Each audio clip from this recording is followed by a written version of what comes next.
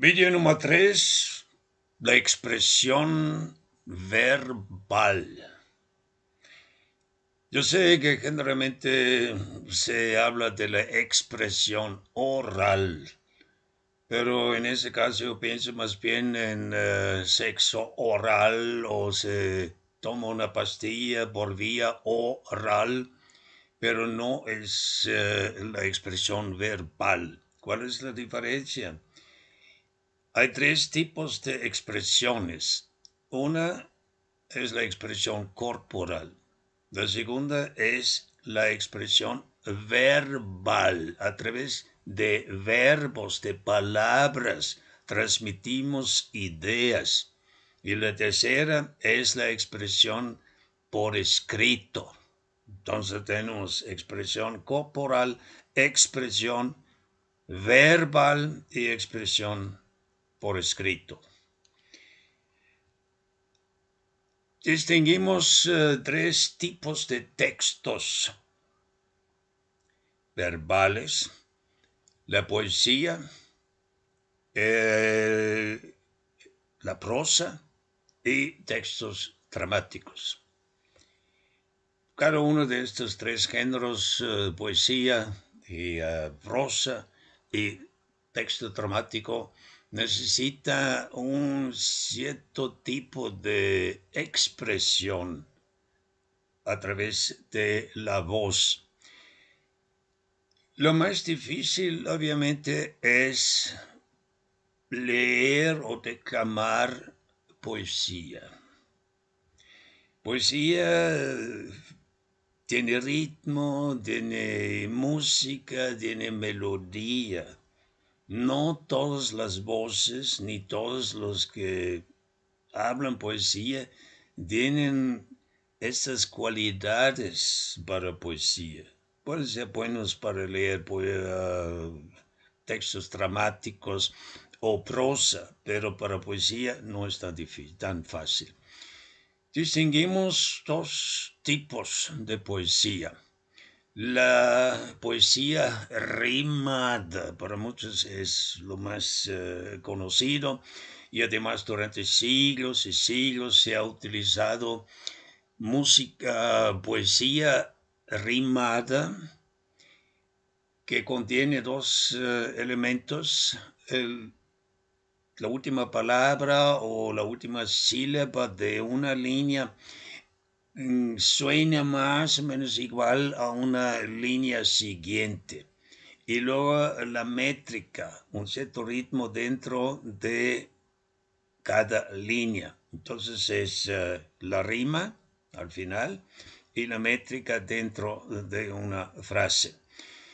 Y el segundo tipo de poesía es el verso libre, que apenas tenía como unos 300 años cuando los poetas ya dejaron la poesía rimada, porque les limita muchas veces. Y muchas veces realmente una poesía rimada suena muy falsa, porque se nota como están buscando una palabra que no expresa muy bien la idea, pero rima con una palabra anterior. Y entonces, para tener más libertad, empezaron a experimentar con la poesía libre. La poesía libre no tiene métrica y no tiene rimas. Entonces, para muchos que se creen poetas, parecen, estoy libre, puedo escribir como quiera. Entonces suena más bien a prosa lo que escriben. Pero una buena poesía libre tiene un ritmo y una melodía interna que hay que detectar y luego más o menos sacar. Entonces no es tan libre como sueña, sino tiene ciertas cualidades que uno tiene que conocer y luego sacar. Vamos a empezar con lo que es más fácil, los versos libres. Les voy a dar un ejemplo. De la noche solo queda oscuridad. De mi alma solo queda un vacío grande.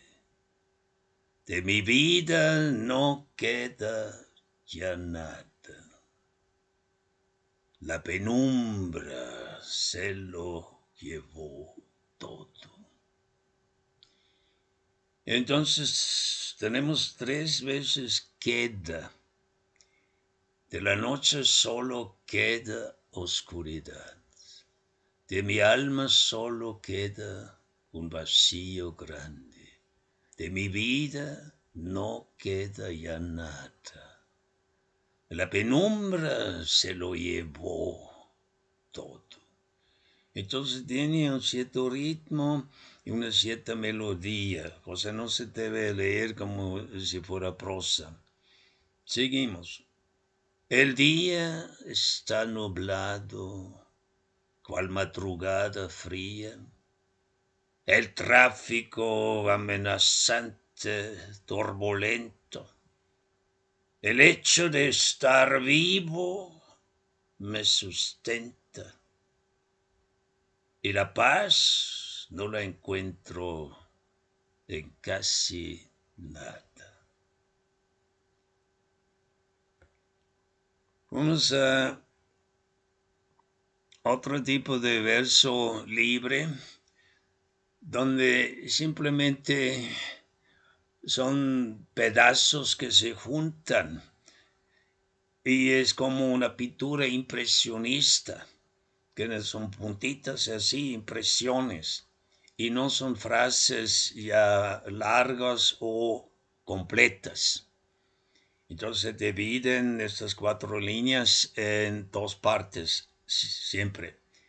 Verdades que matan, mentiras amargas, soledad que asusta, compañía vacía, espacio abierto, alma restringida, soledad candente, frío en mi cuerpo. Entonces tenemos palabras opuestas. Verdades, mentiras. Verdades que matan, mentiras amargas. Tenemos soledad y compañía. Soledad que asusta, compañía vacía. Espacio y alma. El espacio abierto, alma restringida. Soledad candente, frío en mi cuerpo. Entonces tenemos que sacar estos contrastes, como abierto, restringido. Y un tercer ejemplo, que obviamente se enfatiza una sola palabra para que salga realmente el estado de ánimo. Tanto miedo por hablar del pasado. Tantos recuerdos que ya se han olvidado. Tantas verdades que dejan de serlo. Tantas mentiras que no se han evitado.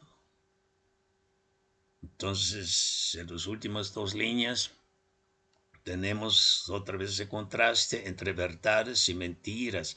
Tantas verdades que dejan de serlo. Tantas mentiras que no se han evitado. Bien, estos fueron ejemplos para poesía, verso libre. Y vamos a la poesía rimada. Como ya dije, hay una métrica dentro de las frases y las últimas palabras o sílabas riman. Les voy a dar un ejemplo de unas rimas sumamente tontas, pero lo quiero recitar para demostrar cómo mucha gente recita poesías. Entonces, en este caso, siempre la última palabra o la última sílaba rima. Volverá la mazurraña otra vez a darme caña, tratándome de fantoche, me cantará ese reproche que repite cada noche que en el amor no hay derroche, ni que me crea tan listo, porque el final ya lo he visto. Bueno, así recitan muchas veces poesía rimada. Entonces vamos a un texto un poco más inteligente y con más sentido. Voy a tomar el monólogo de Segismundo de Calderón de la Barca de su obra La vida es sueño. Lo voy a leer de dos maneras. Una vez, así como los malos actores hablan ese tipo de texto que por sí es mucho más difícil que cualquier texto en prosa. Y como enfatizan luego las palabras que se riman. Entonces voy a leerlo de esta manera. Es verdad, pues, reprimamos esta fiera condición, esta furia, esta ambición, por si alguna vez soñamos, y si haremos, pues estamos en mundo tan singular, que el vivir solo es soñar. Y la experiencia me enseña que el hombre que vive sueña lo que es hasta despertar. Bien, esta fue una manera de enfatizar las palabras rimadas que por sí se oye horrible. Ahorita voy a tratar de borrar estas palabras que rimen y sacar más bien la idea de las palabras y no el ritmo, la métrica o las rimas. Es verdad, pues, reprimamos esta fiera condición, esta furia, esta ambición, por si alguna vez soñamos. Y si haremos, pues estamos en un mundo tan singular que el vivir solo es soñar. Y la experiencia me enseña que el hombre que vive sueña lo que es hasta despertar. Bien, vamos al tercer género, a la prosa. La prosa no necesariamente tiene que ser prosaico o que sea seca, monótono, sin mucho énfasis, no. Hasta la prosa tiene su ritmo y su melodía interna y sobre todo debe ser expresiva. Se dice que un buen actor puede leer cualquier texto y sacar el jugo. Y puede leer una receta de cocina de forma expresiva. Bien, voy a intentarlo y voy a leer una receta de cocina. Claro que tengo que visualizarme algo para dar un cierto matiz. Y pienso, el texto es una receta de carne en su jugo.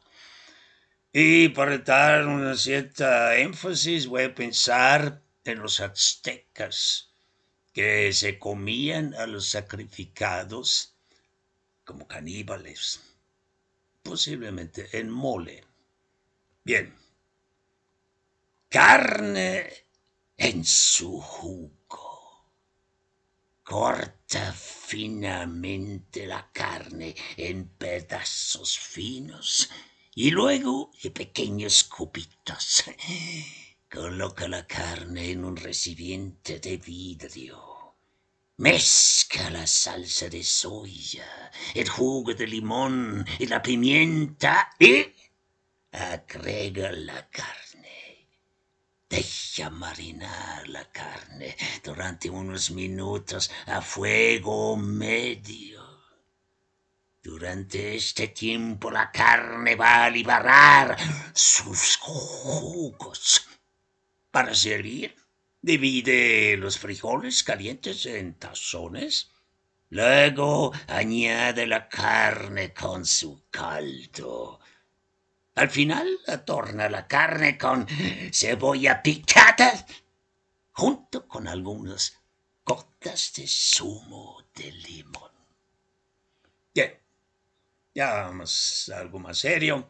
Vamos a un texto con más sentido. Vamos a leerlo y analizarlo. Voy a tomar el prólogo de la obra de Nietzsche. Así habló Zaratustra. Primero lo voy a leer como muchos lo leen. Pueden comprobarlo. Hay muchísimos videos en YouTube de personas que leen ese prólogo de Zaratustra. Entonces voy a leerlo como ellos lo leen. Cuando Zaratustra tenía 30 años, dejó su patria y el lago de su patria y se marchó a las montañas. Ahí gozó de su espíritu y de su soledad y no se cansó de eso por 10 años.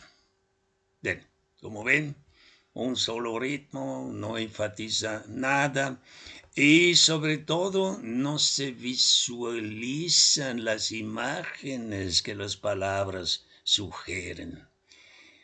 Ya en eso entra ya el análisis para realmente entender lo que ciertas palabras quieren expresar. Nietzsche era un gran poeta que tenía una conciencia lingüística sumamente refinada y no pone palabras de relleno o palabras que no significan nada, sino sobre todo el texto de Zaratustra está entre poesía y prosa. Es prácticamente una poesía, una prosa poética. Entonces vamos a analizar las diferentes palabras en este texto de Nietzsche. Empezamos con la primera línea. Cuando Zaratustra tenía 30 años.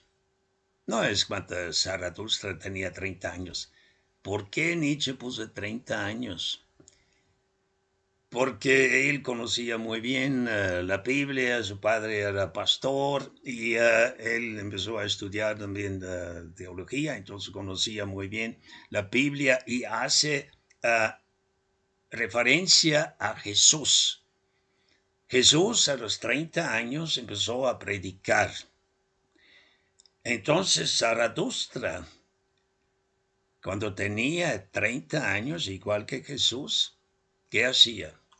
Se retiró de su sociedad para ir a la soledad. Todos los grandes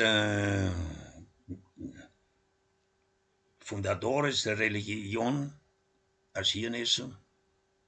Salir de la sociedad, retirarse a la soledad para encontrarse a sí mismo o algunos para establecer una comunicación con algún Dios. Entonces, eso lo hacía Zaratustra cuando tenía 30 años. ¿Y por qué los 30 años? Buda, por ejemplo, dejó a su familia a los 29 años. Entonces, 30 es una edad muy importante. Ya no eres demasiado joven ni tampoco ya tan grande ya. Entonces es una edad clave. Si ya empiezas a buscar sentidos más profundos. Entonces, Buda se retiró más o menos a esta edad. Jesús se retiró a esta edad y Zaratustra se retiró a los 30 años. Y sigue el texto. Dejó a su patria. Dejó su patria. Y el lago de su patria. Entonces, hay que visualizar cómo Zaratustra deja su pueblo, toda su gente, y ya camina, y antes de ir a las montañas se voltea una última vez y miró atrás y que ve el lago de su patria en la lejanía. Entonces el actor o la persona que lee este texto tiene que visualizar eso. Zaratustra ya a cierta distancia donde podía ver su lago en su totalidad, el lago de su patria. Y luego caminó a las montañas. En el español se usa una palabra completamente falsa y dice, y se marchó a las montañas. ¿Quién marcha? Un soldado marcha, un ejército marcha, pero una persona sola, ¿para qué marcha? Está sola.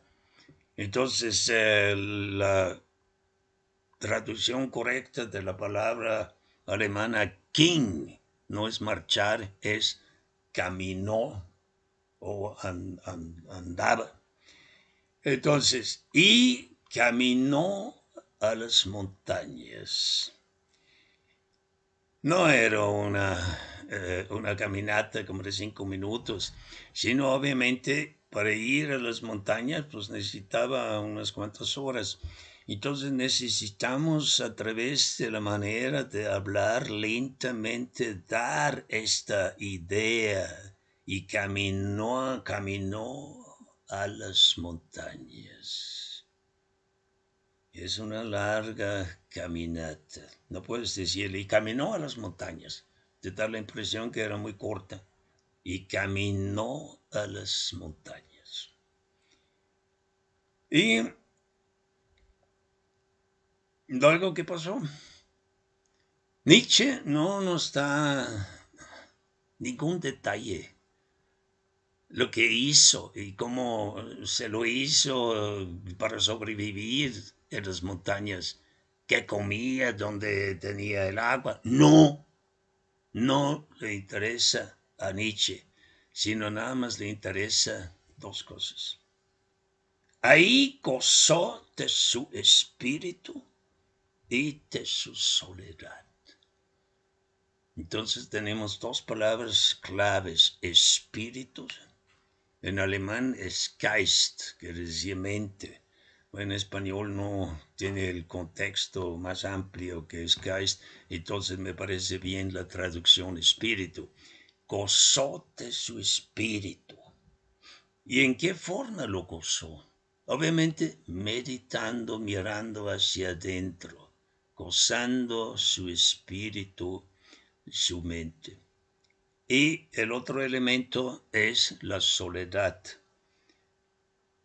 Zaratustra estaba solo en su cueva, en las montañas, un silencio tremendo, nada de seres humanos, nada más tenía dos animales, sus acompañantes, el águila, símbolo del aire, del cielo, y la serpiente que se arrastra en la tierra.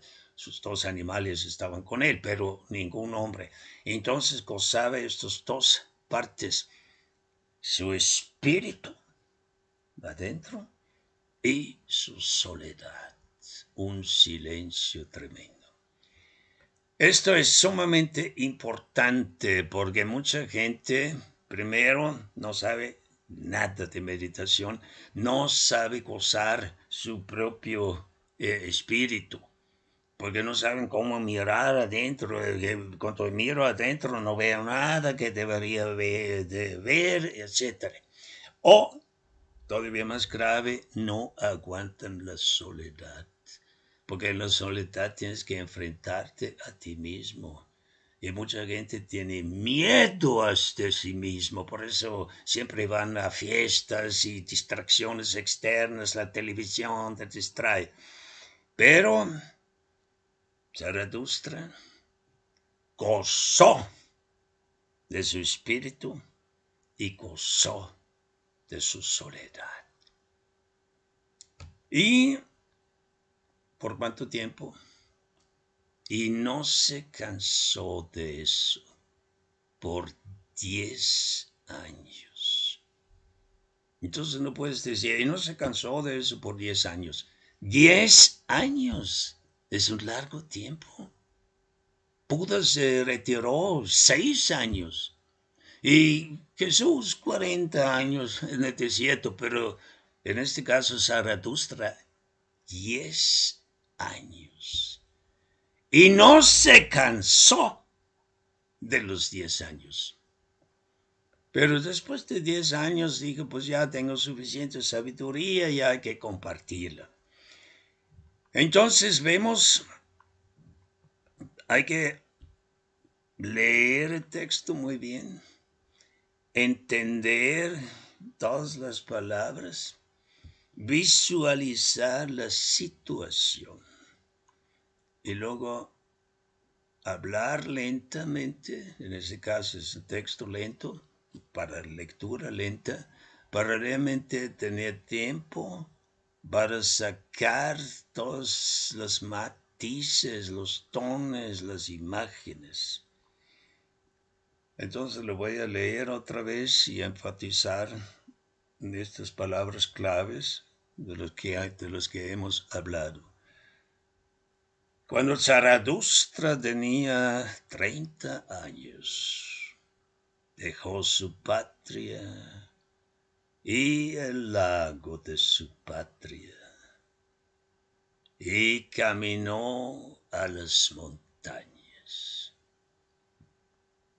Ahí gozó de su espíritu y de su soledad. Y no se cansó de eso por 10 años. Bien, vamos a tercer tipo de textos, el drama. El texto dramático obviamente no está escrito para que solo lo leas, aunque sí hay unas obras que no son muy dramáticas, es mejor que lo leas en vez de ir a un teatro y aburrirte. Entonces un buen texto debe ser actuado, es un pretexto para la actuación. O sea, ahí ves las palabras y tienes que dar vida a eso, que no es tan importante en el texto, en la prosa. Entonces, los matices deben ser mucho más marcados, más variados en los tonos que en los otros tipos de texto. Y voy a tomar como ejemplo el monólogo o soliloquio de Ricardo III, la obra de Shakespeare. Hay muchísimos videos de este monólogo en YouTube y lo que he notado son algunos errores graves de la puesta en escena y de la comprensión de esta obra. Lo primero es que son actores ya más grandes que actúan de Ricardo III. Se necesita algunos conocimientos históricos. Ricardo, cuando la obra inicia, cuando aún todavía no es rey, tenía 31 años. Y cuando cayó en la batalla, tenía 33. Entonces era más o menos un joven y no un señor ya grande de más de 40 años. Entonces ya es el primer error. Y luego, obviamente leyendo el texto, uno tiene la impresión que era que tenía una corva y era mal formado, demasiado mal formado, pero Ricardo era un caballero y cuando la obra empieza, apenas terminó la gran guerra, lo que se llama la guerra de las rosas entre dos estirpes en Inglaterra. Entonces él era un caballero que andaba en caballo con una, eh, una espada.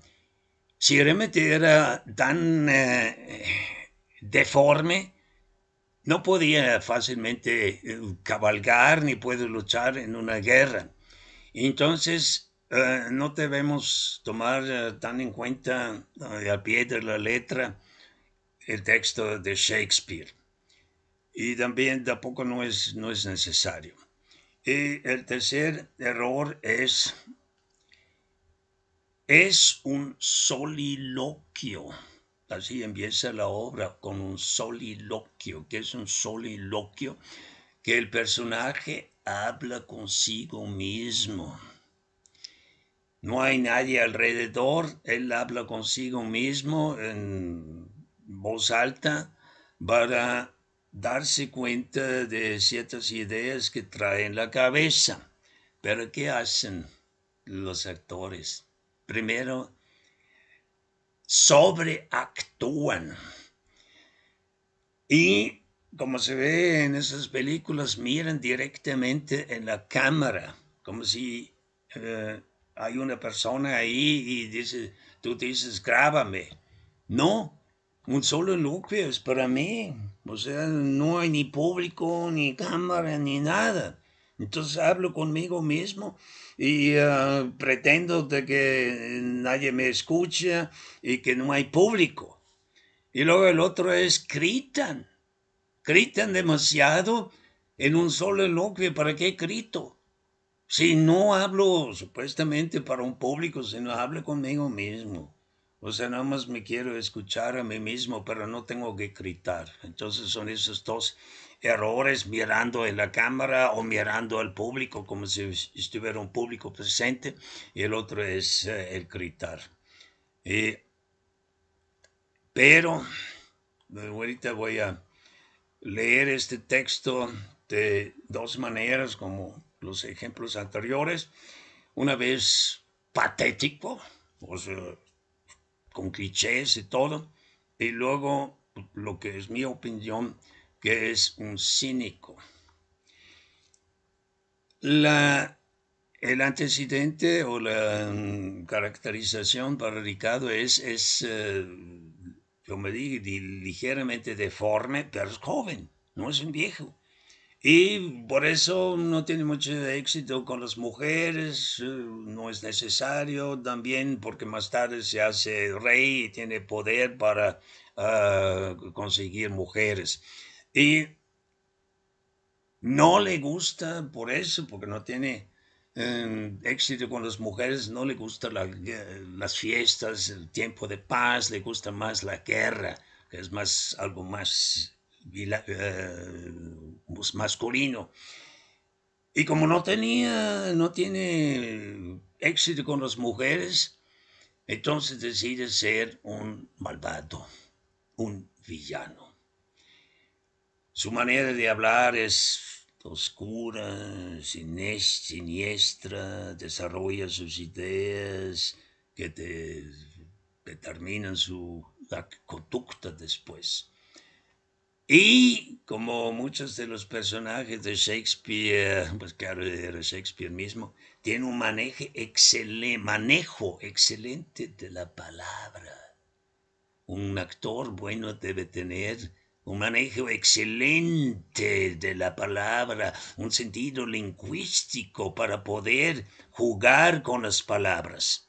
Entonces, ricos matices de expresión y luego una fuerza de proyección. En este monólogo, pues, lamenta su deformación física y no le gusta que ahorita, después de una larga guerra civil, que haya paz, porque a él le gusta la guerra y ahí la cierta deformación que tiene no importa, lo único que importa es su valentía como caballero. Entonces lo voy a leer en forma patética. Lo corté ese texto. No seduzco al espejo del amor. Yo he sido estampado así, grosero y sin ninguna gracia para poder lucirme ante una fácil ninfa desenvuelta. Yo, que he sido privado de toda proporción y traicionado en mis rasgos por la naturaleza engañadora, deformado, enviado antes del tiempo al mundo y hecho a medidas tan defectuoso que me ladran, los perros cuando paso por ellos.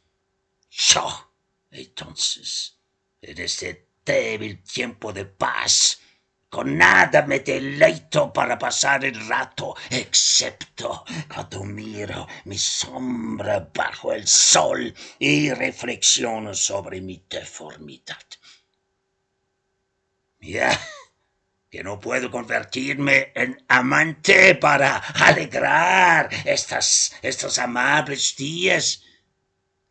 Elijo convertirme en un villano y odiar los perezosos placeres de este tiempo. Ya puse la conspiración en marcha con todos los manejos peligrosos, como falsas profecías, calumnias y sueños, para enfrentar a mi hermano Clarence al rey, el uno contra el otro, en odio mortal. Ven. Vamos a la otra manera de decir este texto con respecto a lo que dije antes, que es un soliloquio. Él habla hacia sí mismo en forma más sarcástica. No seduzco al espejo del amor. Yo, que he sido estampado así, grosero y sin ninguna gracia para poder lucirme ante una fácil ninfa desenvuelta.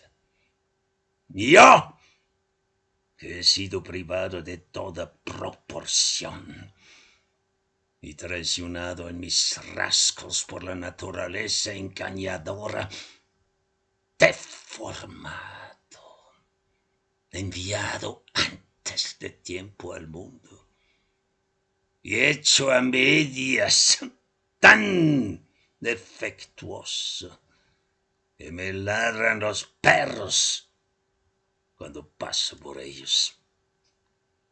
Yo, entonces, en este débil tiempo de paz, con nada me deleito para pasar el rato, excepto cuando miro mi sombra bajo el sol y reflexiono sobre mi deformidad.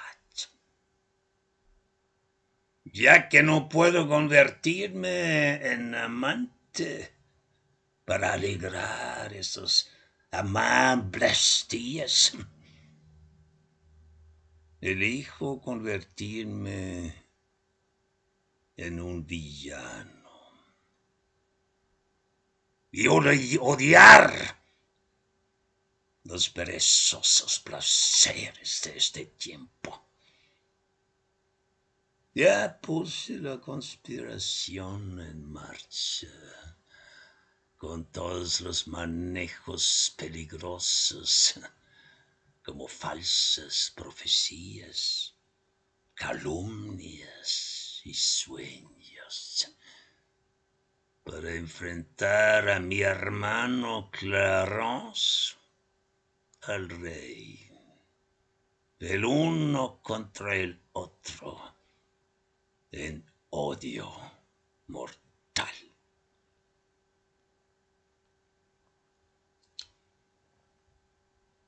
Para terminar, ¿cómo podemos practicar y mejorar nuestra expresión verbal? Hay dos formas para hacerlo. Primero, aprender de ti mismo. ¿Y cómo lo haces? Grabas tus recitaciones y luego te escuches. Pero tienes que escucharte objetivamente y no decir, ay, qué chingón, soy muy bueno, no. Siempre con esta pregunta, ¿podría mejorarlo? Grábate otra vez. Compara esas dos grabaciones, a ver si te salió algún otro tono más interesante, más auténtico.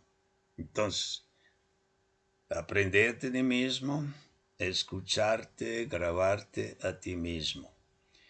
La segunda forma, eso he hecho yo. Tener buenos ejemplos.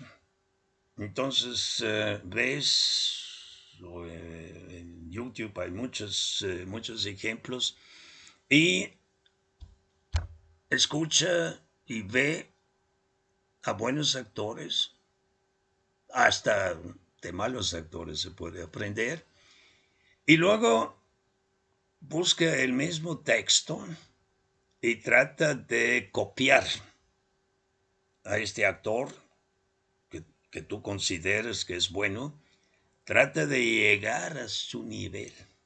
Ya es un logro. Y luego mejora tu expresión verbal y trata de hacerlo mejor. Aprende de la parte buena del actor que copias y también de sus errores. Entonces lo primero sería llegar al nivel de calidad de este actor y luego trabajar y encontrar tu propio estilo y mejorar y superar a este actor. Hay personas que dicen, ¿para qué tengo que hacer todo este trabajo? Yo tengo talento, ya con eso basta. No, el talento es nada más la materia bruta que tienes que refinar y trabajar. Y eso requiere un trabajo constante. Si quieres ser actor, hasta el fin de su vida. Bien, con esto termino estos 3 videos. A ver, espero que les sirvan en algo. Y ahí nos despedimos.